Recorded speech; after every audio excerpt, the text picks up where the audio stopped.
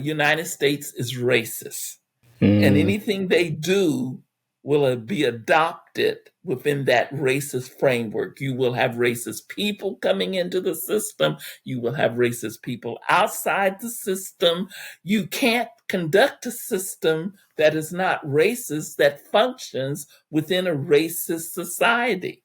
Mm. But having universal health care means that the problem of being able to pay will go away. You are now part of a social experiment. See now where my limit is. Only got no ohs. Welcome to the program. Thank you for joining us today on the journey towards self-mastery. Our next guest is an educator, activist, author, nurse practitioner, and professor of health law. She was named top 10 most influential African Americans on the 2001 Black Equal Opportunity Employment Journal list. She's focused much of her career on eliminating disparities for Black and Brown people in healthcare. She was a consultant for the Clinton administration advisory committee on healthcare reform. She's co-founder of Racial Justice Now, that helped eliminate school suspension from pre-K to third grade. She's also author of the book Dying While Black. She's lectured all over the country, as well as in England, Japan, Ireland, and Switzerland. Let's welcome today Dr. Vernellia Randall to the program. Dr. Randall, thank you for coming on. How you doing today? I'm fine, thank you, and thank you so much for inviting me. The pleasure is mine. You are a relic to, I think, the Black community in regards to the work and your activism from the beginning. So, and then much of your life too is also Black history. A lot of times when we look at certain portions of Black history, especially my generation, we're reading a textbook, we're looking at documentaries, we're looking at old clips and, but there are people that have lived that life. And I wanted to start off with just, your life growing up in Jim Crow in Texas and kind of painting that picture of what it was actually like, just outside of just, what we read about. Like, what was it actually like living that experience? So can we start with that? Oh, sure, thank you. I grew up, I was born in Texas, lived in Pennsylvania for a short while until my mother died.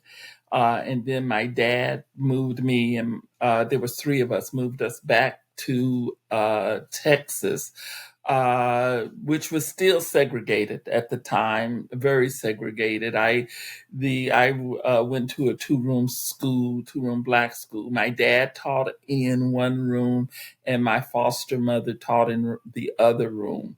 And that was K through 8th grade, K through 9th grade. So they were divided almost equally. My the school used to let out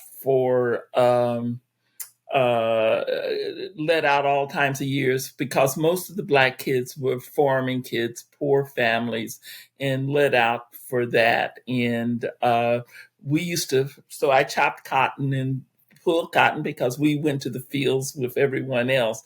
And when I was a kid, I used to think that we were doing it so that we could learn how to work and stuff. But now that I've gotten older, I realized that we were doing it largely because Black teachers weren't paid nothing. And so during that period, there was a status from being educated. So we had that status. My grandfather started what is now Jarvis Christian College, and so we had the status of being in it from a family that had gone through school and got educated, but we didn't have money because we may not have even, I don't know for sure. It's not a question I really talked to my dad, but some of the farmer families who own their own farms, and there were some, probably made more money than some of the Black teachers and stuff. But like I said, we had all our teachers were black. Then I went to a high school, segregated high school, and all my teachers were black. And I graduated in 1966, and the schools were still segregated. And you have to put that in the context of Brown versus Board of Education was in Hmm. 54. So we're talking about 12 years later, things still had not changed in Texas. Wow. And so when people always point to Brown versus Board of Education, but Board of Education said with all deliberate speed, which means whenever they got ready, Mm. which for Amarillo, Texas, that wasn't until 68. I think the Mm. schools were integrated then in 68. The swimming pools, in the small town that we first went to, for the school where we had a 2-room school where we first lived, the white kids had a swimming pool, and we used to walk up and watch them and look, and they would chunk rocks at us to run us away. Mm. But we couldn't go in the pool. We couldn't go. My dad got sent away because of how he whistled at this woman or did something that got the white people upset. And I also remember right after my mother died, my dad was threatened with a white man because my dad had we had stopped at a filling station, and my dad had gone in and asked for a pack of cigarettes because here's the funny thing about segregation at the point.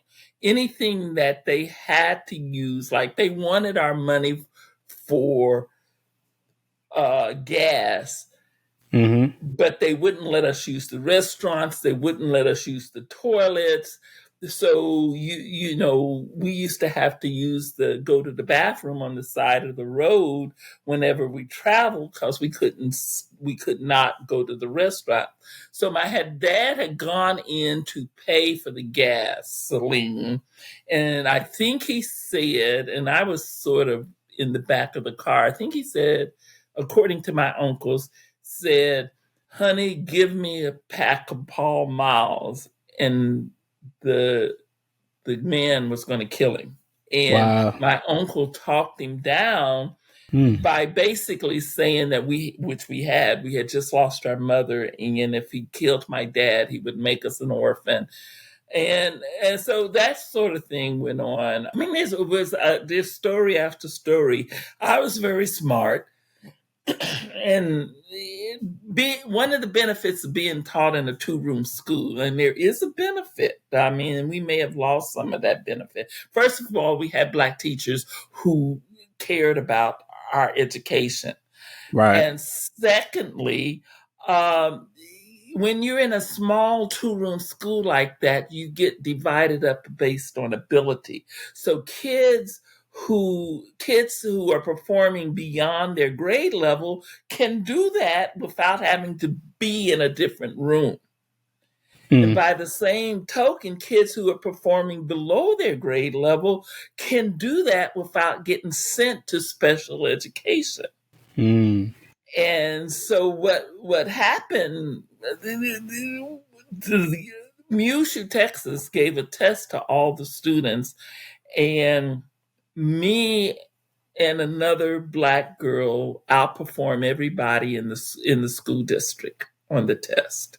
Hmm. We made the highest scores, and the school district said, "Well, they must have cheated.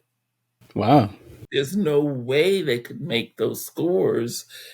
And so they made us take that. He must have gave them the test. They made us take the test over again in a different facility with white people monitoring it, and we still outperformed. Wow. We were supposed to get a reward or an award for that, and Hmm. no, they wouldn't give it to us because they just I don't know, racist. and couldn't accept Black excellence, and that Mm. Black kids in a two-room school with outdated books could outperform. So, I mean, and then one other story I want, because this is a story about the North. My mom died of cancer in a segregated ward in Pottstown, Pennsylvania. So one of the things people, we talk about the South, which was horrible, but we don't often talk about the North, which was also horrible, Mm. and how it treated Black people. Maybe they didn't have the laws, but they have what we have now, was sort of a de facto uh, Jim Crow. Yeah, Isabel Wilkerson calls it James Crow. you know, Yeah. yeah, that is really fascinating. What was your interpretation of like desegregation as you saw it kind of happening around you, and the response that white folks had to it and Black folks had to it in your area? Well, I was in my 20s, which means I didn't pay a whole lot of attention to what 30 people in their 40s and 50s, except for, to the extent that I was involved in sort of protests. But, when you're doing protests and stuff like that, one of the things, I knew my dad was angry all the time about things. He didn't have the life he should have had, although he had the desegregation gave him access to. He ended up teaching at Job Corps, and he had a master's degree. He ended up teaching at Job Corps, but he didn't get the promotions he should have gotten. He was a smart, intelligent person, and but he had so the part of what happened. All of my aunts and uncles on my dad's side of the family were college educated and teaching in Black schools. Mm. Okay, and most of them lost their jobs with Wow. segregation. But they weren't about to fire white teachers to give Black teachers jobs, Mm. So what they end up and doing? people did different stuff. My dad ultimately moved out west. So they just got different. I mean, they do what anyone who gets fired from their job. They find another job that they can do. And I think they could find jobs. They did find different jobs. To tell you the truth, I'm thinking now, my Uncle Bud was actually a principal of several schools, and he didn't get fired, but he got delegated to a job, because I remember them talking about that, where he didn't have any contact with students, and he had a job that was sort of not, with no authority. Wow. And given the level that because at the time that he had to happen, he had to be in his late 50s, early 60s. Mm-hmm. And so he had a lifetime of teaching and rising up through the ranks within the Black school districts, but then when segregation coming, losing their jobs. I have to admit that I was busy I was a single parent, and I was busy just trying to take care of me and my two children and deal with racism on my job, which was pretty significant and overt. One of the Mm. things, and all the way through all my jobs, even down to my last job, which was the University of Dayton School of Law, in which I taught there until 2012. One of the things that white people did when Black people came into the environment is whatever rules they had, this is my experience, Mm-hmm. whatever rules they had, if those rules would privilege the Black person they hire, They wouldn't say, oh, okay, you're in the line for the promotion. Oh, okay, you're in line for the raise. Okay, you're in line for the gift. They would change the rules Hmm. Hmm. so that the white person, some white person, would end up getting it. And of course, as a lawyer, because I am a lawyer, I went to law school. Hmm. You can, there's always, not just lawyers, anybody, if you want to make a reason to do something, you can find a reason, Absolutely. you Absolutely. know? And so and part of the problem with law and race in this country is that the law is based on two things that makes it problematic. One, it requires intent. So you Hmm. have to intend to discriminate based on race. Well, nowadays, and that means that has to be your primary reason. I am doing to this person because they're black.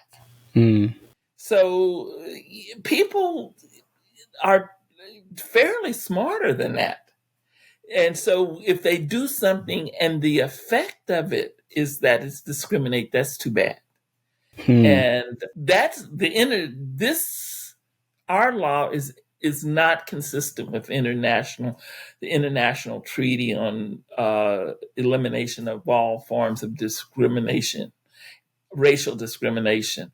And we refuse to make it consistent because the treaty has a stronger standard than our law does.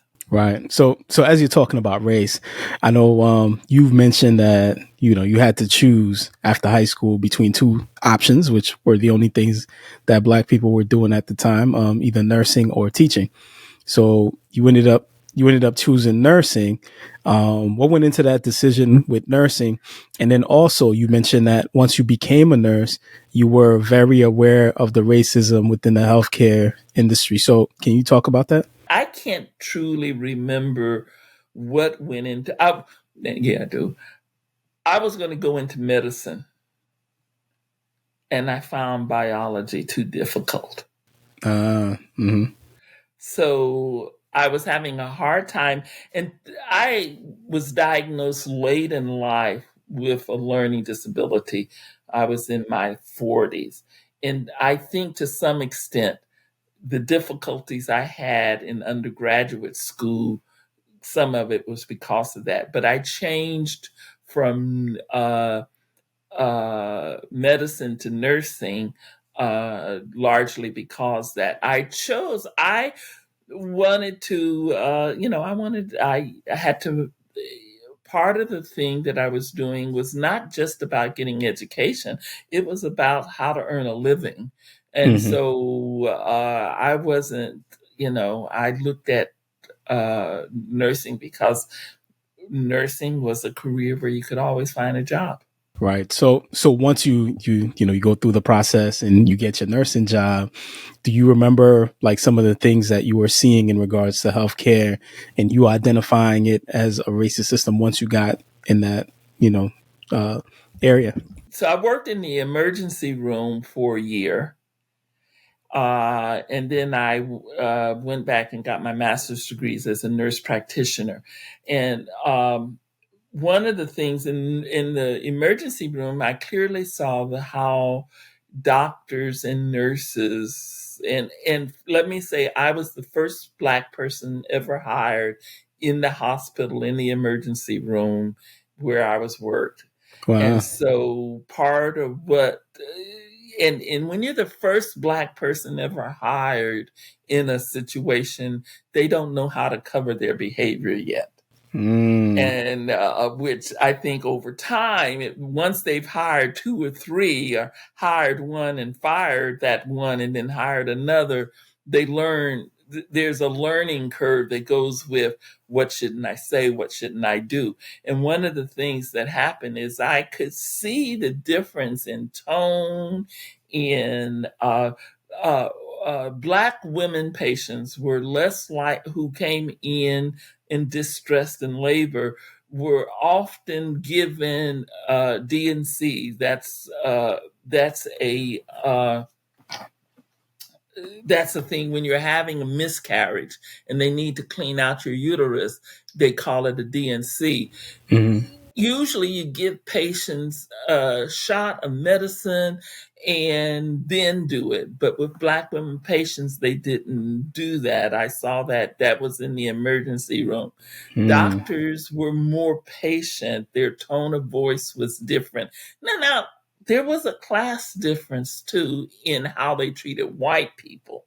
That is, they treated poor white people like they treated all Black people.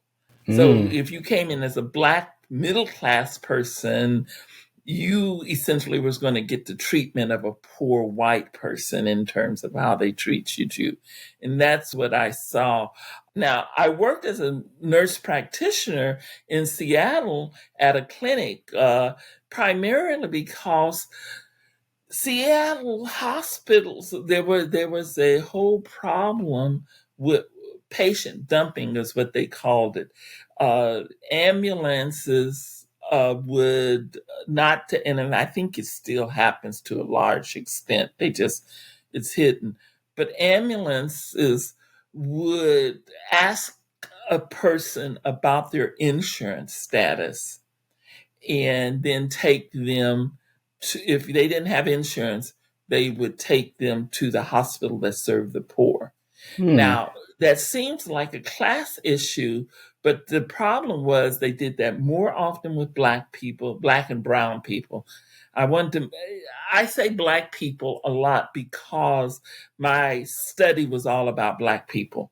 Right. But I'm not saying that it only happened to Black people. That Right. a racist system is racist. Now, I do recognize anti-Blackness, so I do recognize that some things happen to Black people more because of the nature of anti-Blackness. But middle class Black people wouldn't get asked a question about insurance; they would just be taken to the poor hospital.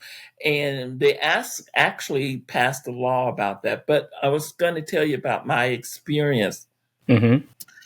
I went back to school 1 year after I went to got out of school to get my master's in nursing Mm. as a nurse practitioner. And I ended up working in a clinic that served a poor low community that was situated in a white uh, middle class neighborhood because there was a project that happened to be situated in that neighborhood. And the project was made up of lots of people of lots of racial background, but it also consisted of a lot of Black people.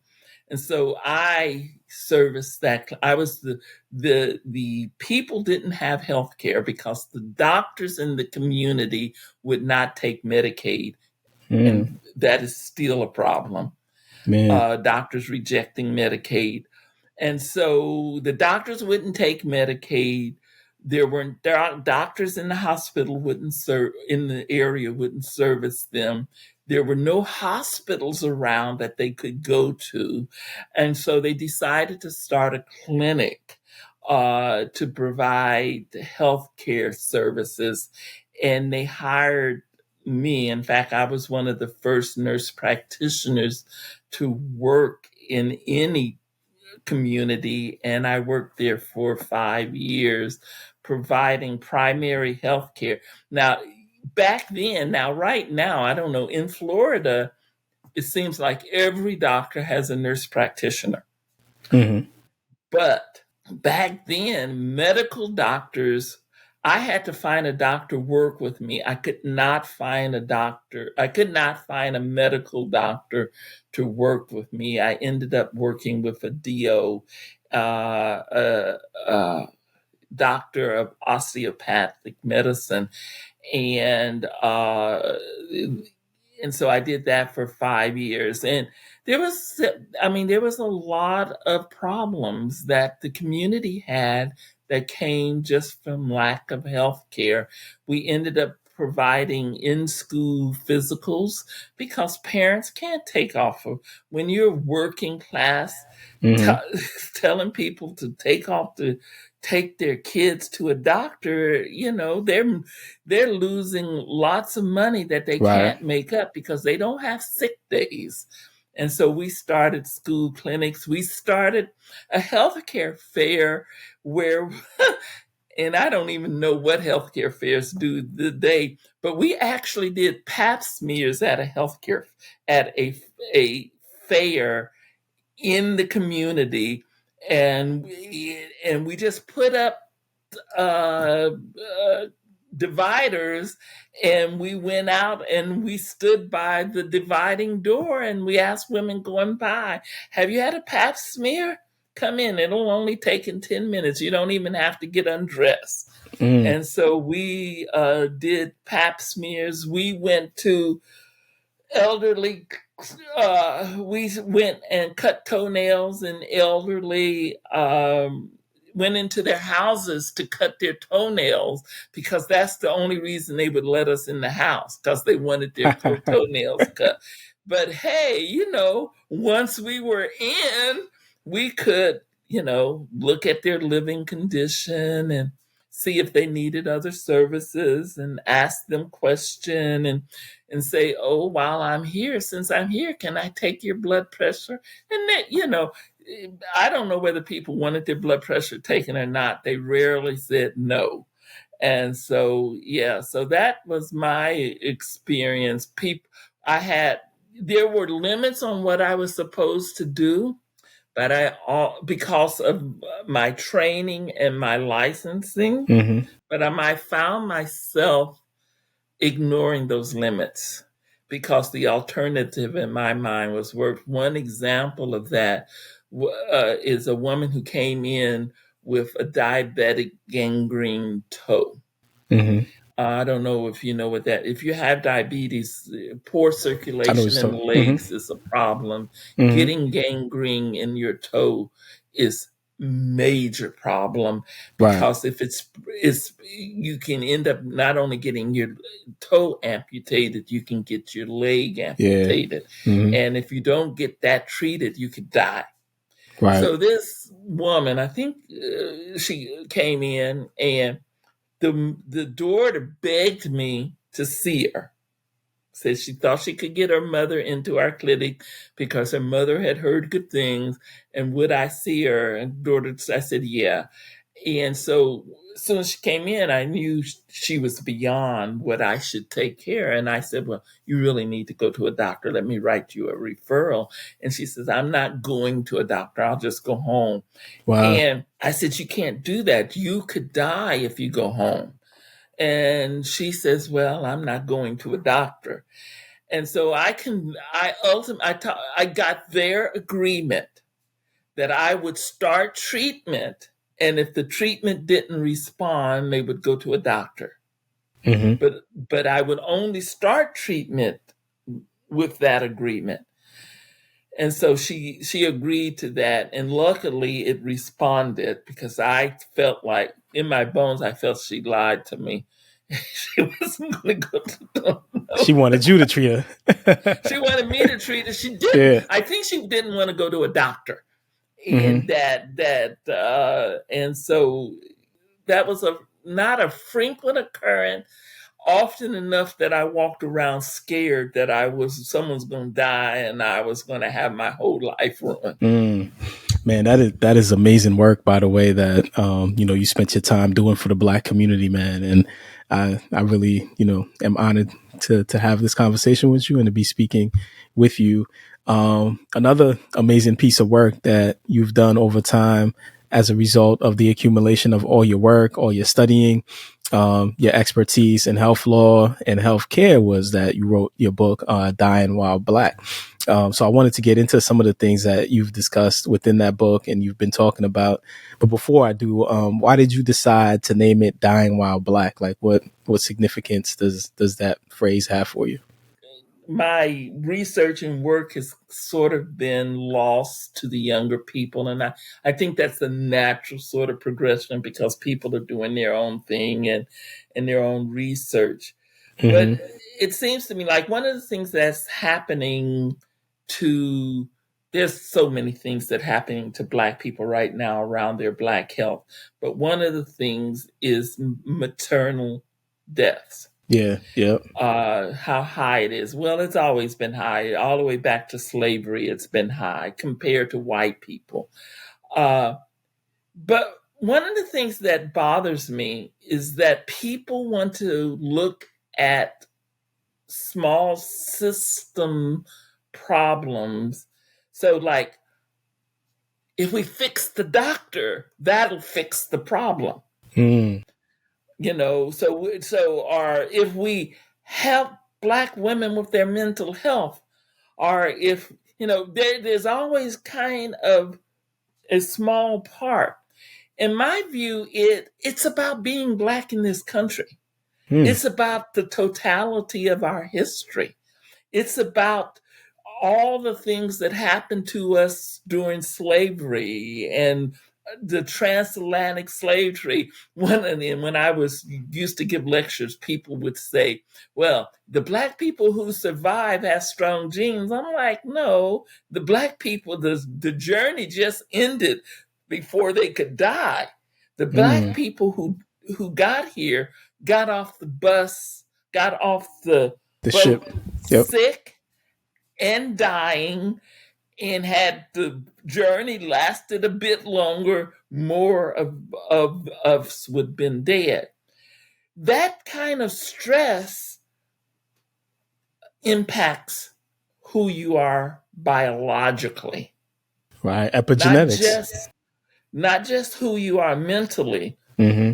but who you are biologically. And I believe that back then, and now the research has caught up with that belief. Hmm. How we were treated during Jim Crow impacted who we are biologically, and how we are being treated now is impacted. So my grandkids, my grandkids are not poor. Hmm. They're not. They got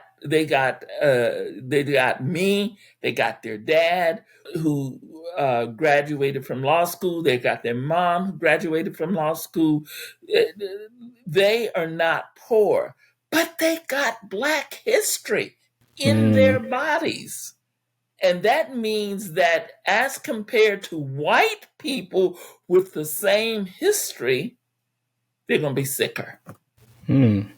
And until it ain't enough to eat right and exercise and do all those things. I'm preaching now. It ain't that all of this stuff has affected us, and they now have let me think of it just a sec. Transgenetic mutation. Mm. And they've done these studies that show. In fact, it's on white people because it's never on us.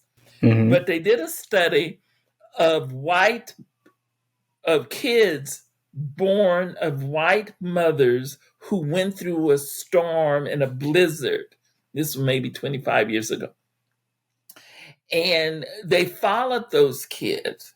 And the mothers, the children of the mothers who went through the blizzard end up with more illness.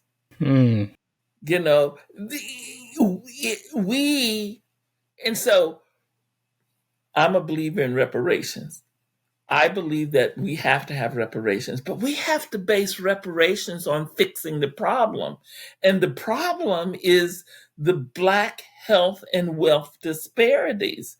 And that has followed us in our biology from the transatlantic slave trade. So that's why I named it Dying While Black, because Mm. I think Black people, I think that Oprah is probably sicker than the other white billionaires.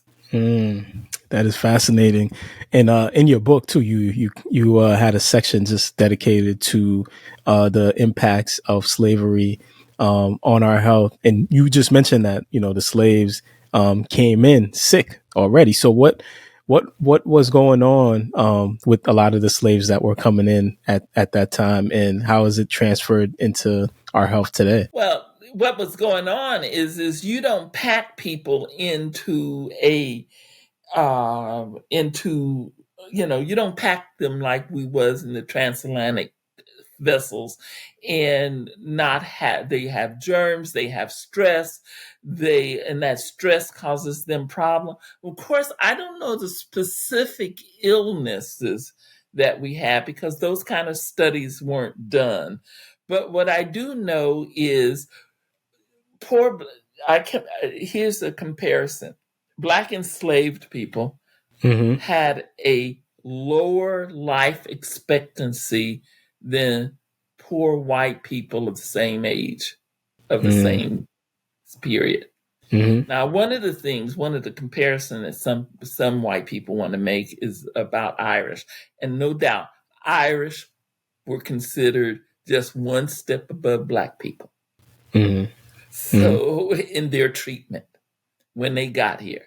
Mm-hmm. And they had to give up a lot. They had to give up their name and their religion and any kind of evidence that they were Irish, particularly their Catholicism. But they were considered white. In fact, and that put them a step above Black people. The Black people and Irish people used to get in fight over jobs, and deaths would occur. And there would be, and this was during, right after slavery and during the Jim Crow era. And when the Irish, during not Jim Crow era, but during that period when Irish was coming in, Mm-hmm. and free Blacks and would get into fights with Irish people, and deaths would occur on both sides. And I have a copy of an article that was talking, the editorial was about why this white people who had started the fight shouldn't be tried, why the Irish people who had started the fight shouldn't be tried for murder over the Black man. Mm-hmm. And I will forget it if I get old enough, but but the article said, yeah, they're Irish, but at least they're white. And that was sort of the view coming in. And in fact, the law set it up that way because the 1790 naturalization law said that the only people who could be naturalized in this country was, quote, free white people. So that meant everybody who wanted to come in this country who didn't look white or who wasn't thought of as white had to convince the courts that they were white. Mm-hmm. And there's a lot of cases over different groups saying, hey, I'm white. Let me in. I don't know how I got off on that tangent, but Yeah, I understand what you were saying. You were kind of talking about the differences between the treatment of the two groups. And some people might listen to what you're saying and say like, well, Dr. Randall, race does have a factor in regards to healthcare for Black people. But the major factor is class. A lot of Black people are poorer than whites, and they can't afford healthcare and all these things. So of course, if they go to the hospital, they're going to get treated as such, or when they are ill, that they won't be able to afford the medication, and they'll have lower life expectancy and all these things because Black people are poor. What do you say to that? I said, you're right, if that was the appropriate comparison. But you're doing a race versus class analysis in order to establish whether racism exists. You compare people of the same class. So you wouldn't compare poor Blacks to middle class whites. You would pair poor Blacks to poor whites. And then you would ask the question, are poor Blacks treated worse than poor whites? And the answer is yes. That's a race analysis. Middle class blacks to middle class whites, yes, middle class black get a different treatment than middle class whites. In fact, there are studies that show middle class blacks in some areas, and I have to qualify this because the studies are limited to specific things, get different treatment, get worse treatment than poor whites. So it's true. A class analysis, it's absolutely true. Poor black people get different treatment than middle class black people. Yeah, because middle class black people can afford something that poor black people cannot afford. But Right. that's the class analysis.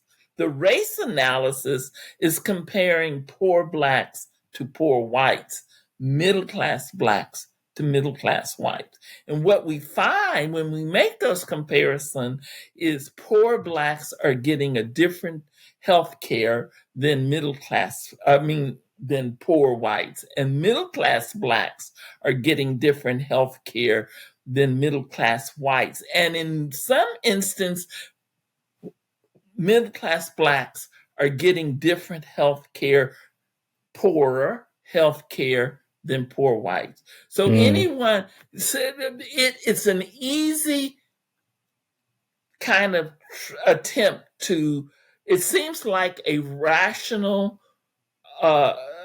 argument to say that it's class. But that's when people say that, it shows me that they don't understand the research. Because if they understood the research, they would never talk about its class. Yeah, I've heard you say also too that black men in different parts of the Caribbean have longer life expectancies than black men in America. You know, Exactly. and I find that fascinating. That might be a whole nother thing on the impact of racism being in America as opposed to Impact of American racism. I don't discount racism exists everywhere. But there is an American racism and impact, and this goes dying while black in our history. I think people truly don't give enough weight to the history of transatlantic American slavery, which American slavery was brutal. You know, when we talk about slavery in different countries, and there's the whole Americas was full of slavery, and Brazil had more black slaves than any country but there was a distinct difference. You can find in Brazil black communities who are still tied to their African language. Brazil didn't do as much to wipe out the indicia of Africanness. America really didn't want anything related to Africa. Wipe out the language, wipe out the dress, wipe out the family ties, wipe out the community ties, and make sure it's America treated black slaves. And to some extent, they did the same thing with immigrants. Up until recently, immigrants could not integrate into the American society until they got rid of everything that showed that they were an immigrant. They had to get rid of everything. So a white immigrant had to look Eurocentric to get ahead. Well, black people can't do that because no matter, to the extent that we got rid of our language, our religion, our family, our history, our culture, we still had our skin color. And so that racism and the anti-blackness in American law is so strong that laws were passed that basically said if you have one drop of black blood, you're black. Don't care what you look like, your blood is tainted. And that came out of the Jim Crow area, out of that area of Jim Crow where they wanted to discriminate against Black people. But of course, there was multiracial Black people, which, and then aside from me, I know that now there's this whole multiracial thing. I don't want to say it like that because I'm not disparaging it. People get to decide where they want to fit and how they want to call themselves. But growing up, Black people were Black regardless of who their father was or their grandfather. And Black communities accepted these people as Black regardless. And so that's part of our history too. I mean, we've been a very accepting culture. And it came out of our history because we are a culture born on this continent. Right. I don't know. Sometimes I want to write a book about this. We have ancestry in Africa, but we don't exist anywhere else but here. We have ancestry, and that may be like any other group who can claim something different. Their ties to the Caribbean, their ties to Ghana, their ties to UK. Well, people whose ancestry out of slavery, our ties are to the United States of America, slavery. Thank you for that, Dr. Randall. So when we look at some of these things like going on today within the healthcare system and Black people, one of the major things that recently occurred was the pandemic. And, there was a huge thing of COVID killing more Black people because of comorbidities and all these type of things. And what have you kind of noticed in regards to healthcare, the impact pretty much of COVID? And I know like during COVID, it was a big thing about talking about the impact of it on Black people, but I haven't heard that, as in terms of what the future impact is going to be. So in your expertise, where do you see the impacts of the crisis that occurred with COVID on Black people? The impact is that long-term COVID is a thing. Black people got sicker with COVID.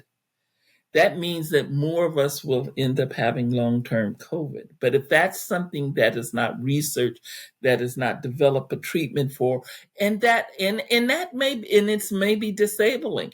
And the problem becomes, I think people are going to be unemployed because because long-term COVID is not going to be accepted as a disability. But you won't be able to work because you're carrying around the long-term impact of having had COVID.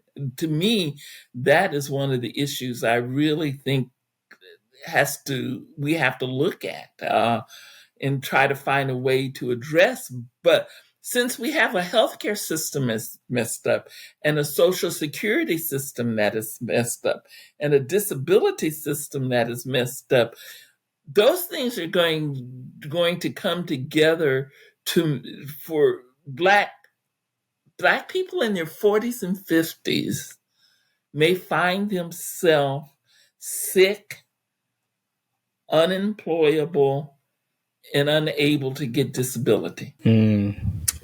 Interesting. So let's talk some solutions. We've talked about the problem, the issues that exist within the healthcare system. You've spent a long time working on healthcare reform and speaking about some of these things. How do we resolve the issue within the system?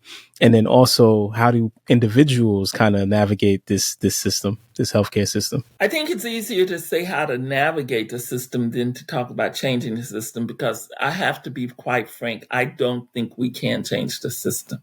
Anything that there has to be someone would have to come along that is smarter than me to figure out a way to change the system, because my 50 years of work has not made the system change. And there have been thousands of people like me working to change the system, and the system hasn't changed.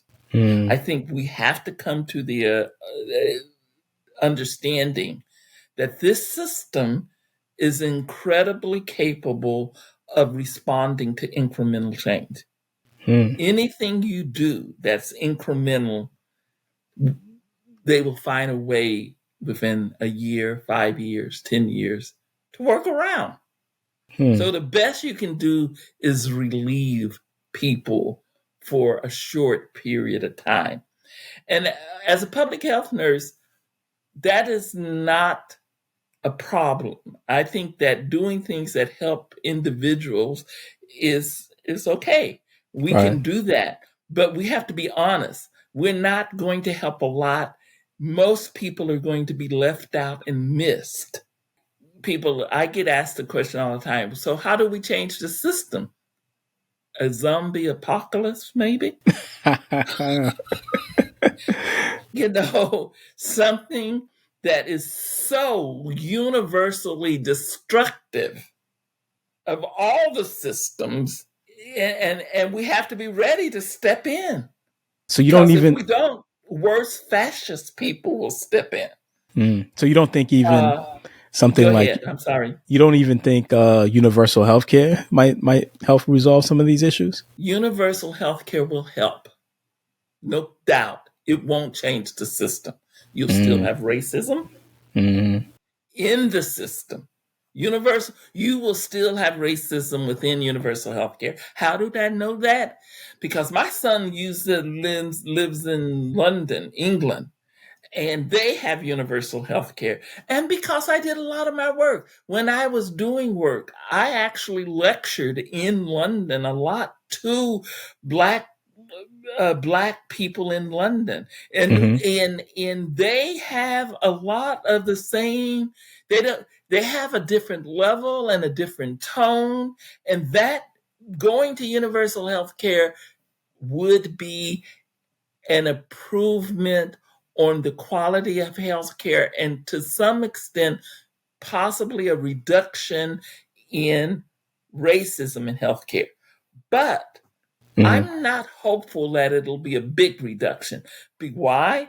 Because the United States is racist, and anything they do will be adopted within that racist framework. You will have racist people coming into the system. You will have racist people outside the system.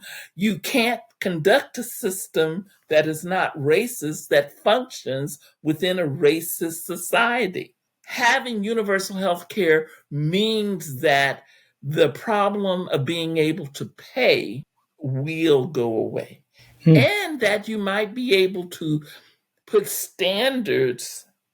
You will collect more data. Data is always good. Lots of people want to say we need to get rid of race, the classification of race, because when you ask people about their race, you promote racism. I'm like, the only way you can collect data on how different racial groups is being treated is by having data about race. When one of the first times that I went to England, one of the groups was actually expressed a jealousy of the level of data, one of the Black groups that we had about Black people in this country, because they weren't collecting that data. They finally were able to get the UK to agree to start collecting the data. But the time that I went to them in the 90s, they weren't collecting the data. They had all kind of anecdotal statements about the problem of racism in their system, but they had no data to prove it. And I got off on a tangent again. No, you were I just, you were on the right track. I think universal health care, I am not for Medicare for all. I'm for universal health care. I think people have started adopting Medicare for all But I'm a person on Medicare, and Medicare has a lot of problems. Mm, And so we don't want, and a lot of the research that we have on discrimination in healthcare, and the reason we know that it's not class based is because it comes from Medicare. mm, And everybody in Medicare gets the same uh, payment system, right. but they don't all get the same treatment, even though. So I think Medicare has lots of problems.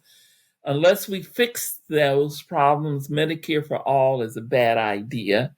Universal health care that includes dental and glasses and everything is a good idea, and we'll make it better for people because we remove the ability to pay as a barrier. But racism is not based on the ability to pay, and so the system will still be racist. That makes perfect sense. Okay, so I have that understanding. Dr. Randall, at some point, I might want to have a child. I'm going to have to deal with the hospitals. At some point, I'm probably going to get sick and have to deal with the hospitals. At some point, maybe my child will get sick or whatever. What advice would you give Black people that are, distrust the system and are aware of the racism and the things that happen in the healthcare system?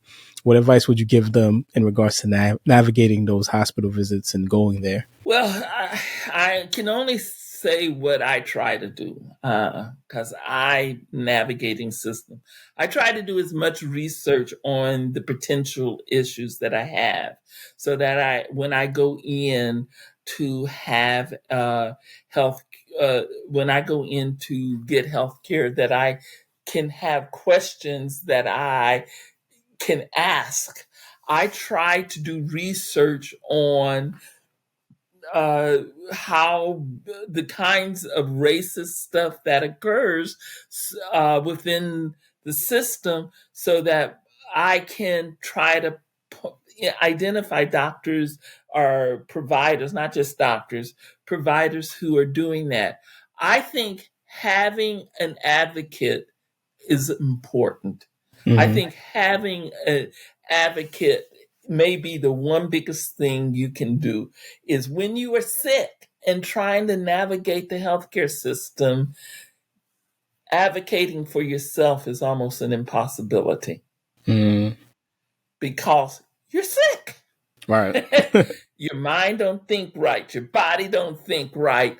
You're trying to assess whether or not the treatment is appropriate, whether or not you need something else.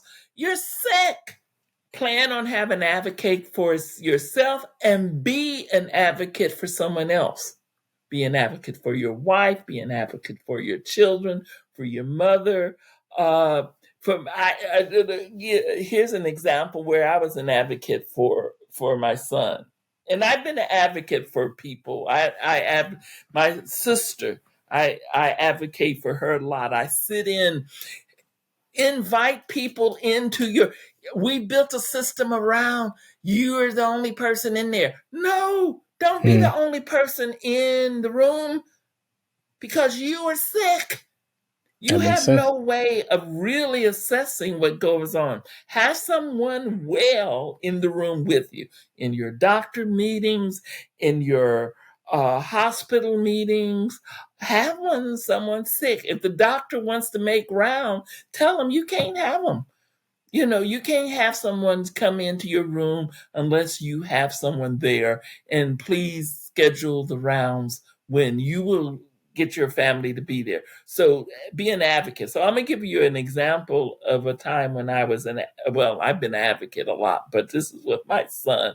My son had knee problems. He played football and he ended up with knee problems and had to have knee surgeries. So this was when we were in, he was quite younger, and he went into the hospital for outpatient surgery. Uh I You have to realize when I don't have to dress up, I don't. And so I often don't look like what people think I ought to look like. That's their problem, not mine. Mm-hmm. And so I was in the waiting room waiting for my son to get out, and I had on some funky old dress, and my hair probably hadn't been combed, and I was just sitting there, and it was late. It's like 11:30 at night. And so the hospital came out, and they had been there. And my son is huge, like 6'5", Mm. and several hundred pounds. And so he had just had knee surgery, and they came out and said to me, your son, we're releasing your son to go home in about an hour. That's going to be 12:30 at night. I'm like, what? How can you send him home? They said, well, this is outpatient surgery. He don't need to spend the night. I said, I'm not taking him home. I said, I'm not taking him home. And I said, if he's a big man, he's drowsy. If he starts falling, he's going to hit the ground because I ain't going to try to catch him. Mm. So he needs to stay here until you're really sure that he's 100% weight, that he's capable of walking completely in my house up my stairs by myself. And so they were like, I don't know whether they sent all kinds of people try to convince me that I need to take my son home. And I was like, not going to have it, because I knew that if he wasn't fully awake and he started falling, he would get badly injured. That makes sense. Mm-hmm. And so I was advocating for him. Mm. They ultimately sent in a doctor who started using that doctor tone of voice with me, low and gentle and clearly, because I don't understand what is going on. And at that point, I thought, okay, it's time for me to bring out my lawyer and bring out my nurse practitioner. So I say this because I remembered that I kind of mentally closed my eyes, shook my body a little bit, sat up straight, and said, look, this is the deal. I'm a lawyer and I'm a nurse practitioner. If you think he's ready to go home, I'll take him home. But what I want you to do is write in his chart that his mother objects taking him home because she's afraid of him falling. Mm. She looked at me. She got up. They were gone for about 2 hours. What were they doing? They were checking with risk management. Mm. And when they finally came out, they said, we're going to keep him until the morning. I said, thank you. Thank you very much. Man, the power of advocating. I had some power. I exerted the power I had. And as a patient, you have to be in a place to do that. That power may come from being you knowledgeable because you've done a lot of research. That power may come from being obstinate. Like, no, I'm not hearing it. I'm not doing it. But it has to come from a place of knowledge. You don't have to be a nurse and a lawyer. You just have to know enough about what's going on where you can ask the right questions and make them explain stuff to you. And the other thing, everything is now on electronic. Mm-hmm. And that's a blessing. Mm-hmm. People don't realize the blessing that has, because they put those charts up and you can read them. And they will put stuff in the chart that is wrong. Mm. And you need to challenge that. You need to read the chart, not the little notes, but the chart itself. I think, and then you need to advocate for universal health care. You need to advocate for the laws on racism to change. I don't believe in saying vote, because I don't think voting does any good. You just trade one. I mean, clearly there's a time and place you need to make the decision on whether to vote or not. But the fact is, Democrats have been in power and haven't changed the law on racism in 50 years. Mm. And they have had control of the system at least 3 times in my lifetime when they could have gone in and people were advocating for it. Obamacare put in bad law in that thing, and we advocated with them not to do that. So there needs to be a realization that you may decide to choose the lesser of evil, but you do need to recognize that they're still evil. Mm. That you're not really. I mean,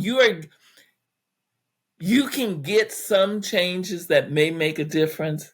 Like they don't, for instance, both the Democrats and Republicans know that Black people who use Social Security less because they die early.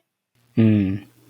Has there been done anything to make any kind of accommodation for Black people who go on Social Security? No, we just Mm. die early and contribute to the pool. Okay, but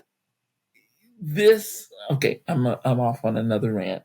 You're talking about advocating, so you were not on on another rant. That Okay, is that is. just we need to understand the rules of law that needs to be changed. We need to advocate for those change, but we need to understand that this is a societal system that reinforces itself. Mm. And that we only represent 13% of the population, which is why they can ignore us most of the time. Mm. But anyway, Great points. I think that the best thing you can do is to be knowledgeable about yourself, to clearly having more, advocating for more representation in the system, but recognizing that the doctors and nurses in Black who were trained in the system are may be better than the white doctors, but they still were trained in the system. Mm. And so they may have some of the same biases, some of the same misconceptions as white people. I think that you have to be willing to ask questions about racism. You have to be willing to say the R word. Mm. And ask institutions about what their statistics rely around discrimination. And if they say they don't collect statistics, that's a place of advocacy. And it can make a difference. I noticed that institutions in my community start trying to do some half kind of collecting data when we start advocating it. But I Mm. think the best thing you can do is advocate for yourself and your family by being in the room with them when they are sick, Mm. and not and you by not you individually giving up this idea of keeping your health private. Your Mm. health's not private, because when you get sick where you can't open your mouth, someone has to step in and advocate for you. And Mm. that someone needs to know everything about you. Great points, man. Great points. I think that's something I'll think about for myself as well, and hopefully listeners will think about that whenever we are going to the hospital. Man, thank you, Dr. Randall, so much You're for welcome. all the information that you provided for us for today. Before we close out, you've been doing this work for quite a while, and advocacy, activism, your research, teaching about health law and everything. What is the legacy that you want to create with the work that you do, and the work you've done, your books and everything? Well, when I was doing this work, I didn't do it so much as to create a legacy. I did it to be able to try to change the system.